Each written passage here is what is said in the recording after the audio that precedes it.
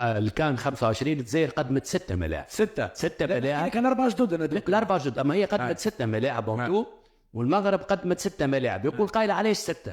خاطر هم 6 مجموعات. دونك كل مجموعه باش تلعب في بلاد وعندها ملعب، ستادير مجموعه فيها 4 جمعيات. الماتش الاولاني يبدا مع الاربعه، الماتش الثاني يبدا مع السبعه. واضح البرنامج. لكن ديفيرينسا لكن ماتش بيسور الاخراني في نفس الوقت.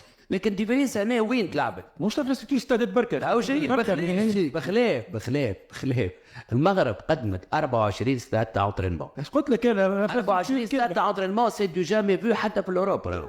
معناها 24 استاد نتاع انترينمون، كل جمعيه عندها استادها. ما تقعدش تستنى هي في الجمعيه الاخرى باش تخرج وتمخر وقد ما زوز 3 استادات زاد كيف من الحكام. دونك نزيدك اكثر من هكا اللي قالوا حسام وتله لوجيستيك.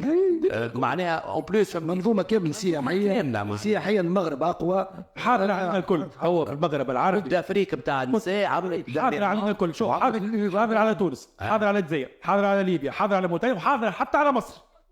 بالنسبه لنا المغرب توا ما نضمتش من قبلكم بالافريق. لا المغرب توا واحد بارك معنا فايتتنا. المغرب توا فايتتنا. عليه هذا سبب انها تنسحب الجزائر ولا هما ادرى. هو رئيس تعين قبل بجمعه.